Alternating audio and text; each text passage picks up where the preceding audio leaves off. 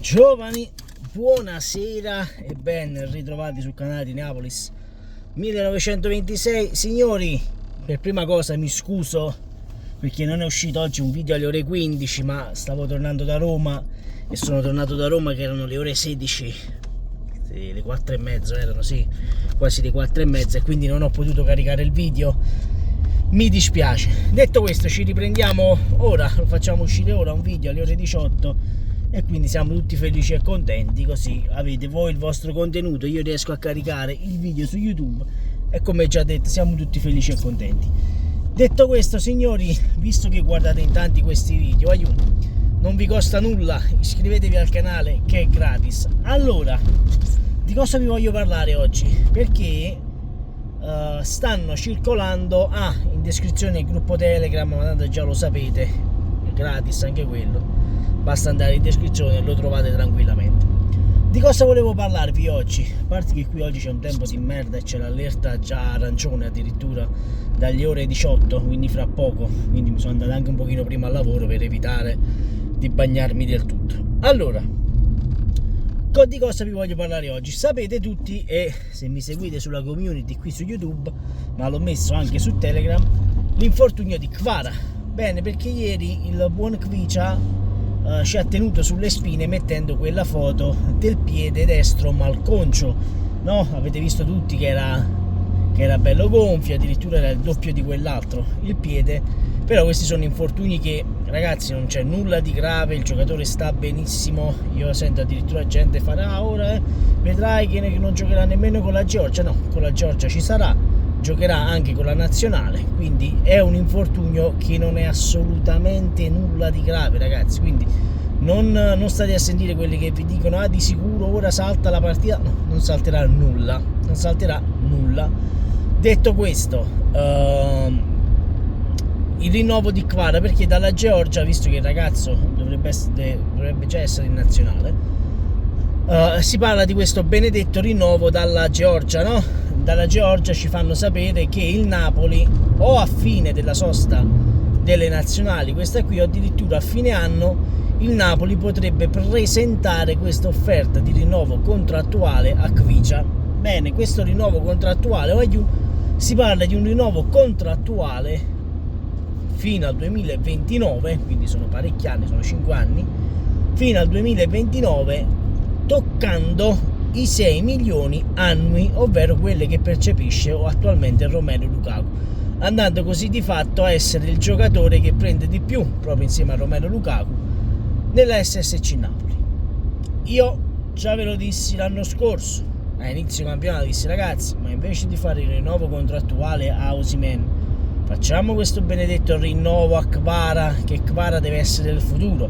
Osimhen che dovesse andare via già lo sapevamo, però vista la politica di Aurelio De Laurentiis, ovvero 4 anni e poi di vendo, per fare cassa, a regola mancherebbero altre 2 stagioni scusatemi, mancherebbero altre 2 stagioni, anzi questa è un'altra stagione mancherebbe. Quindi si prova a fare questo rinnovo contrattuale sperando che il giocatore accetti. Ieri era uscita anche un'altra notizia, ieri o l'altro ieri, ma non mi ricordo, scusatemi ragazzi, forse è uscita domenica questa notizia, però non ve l'ho riportata, dove si parlava del rifiuto di Kvara a questo ingaggio che gli era stato proposto a 5 milioni, ma non mi ricordo chi è che aveva detto questa cosa, cosa poi che secondo me è stata, che non è veritiera, perché qui già si sta parlando di un contratto a 6 milioni più eventuali bonus e altre cose, quindi il giocatore andrebbe a prendere molto di più dei 6 milioni a stagione. Ecco, quindi quando io sento dire Kvara non vuole rinnovare con il Napoli, no, Kvara naturalmente non vuole rinnovare a 3 milioni a stagione, ragazzi. Quando io vi dissi è inutile dare 10 milioni a Osimhen, dagliene 7-8, quello che siano, e poi punta tutto su Kvara, inizia a dare 5 milioni, 6 milioni. Io ti faccio vedere il ragazzo come si riprende e gioca meglio, a parte che già ora sta giocando benissimo Kvara, ragazzi, quindi non mi venite a dire che Kvara non sta giocando bene perché non ha il rinnovo di contratto, anzi Kvara sta facendo benissimo, è uno di quelli che ha la fantamedia più alta del campionato, addirittura ce l'ha 8, è veramente tanto, è veramente tanto avere una fantamedia 8.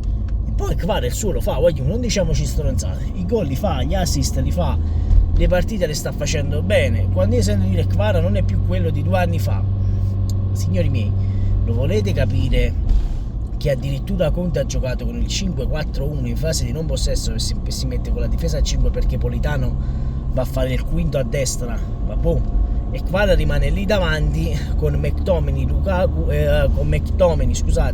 ci rimane Kvara, McTominay, Anghissà e Lobotka, rimangono in 4 e quindi devono anche spaziare su quella parte di campo, no? Giocando in 4 a centrocampo. Kvara deve impostare anche la fase difensiva, cosa che Spalletti sì gliela chiedeva, ma nemmeno più di tanto la fase difensiva, voglio. Quindi ecco, non iniziate, perché poi ve l'ho già detto nel video dell'altro giorno, non iniziate a rompere i coglioni ai giocatori, perché quest'anno potremmo fare qualcosa di veramente importante. A parte l'obiettivo è ritornare in Champions League, quindi qualora il Napoli non dovesse vincere lo scudetto ma dovesse centrare la UEFA Champions League, a me guarda, ci metterei la firma per andare in Champions League.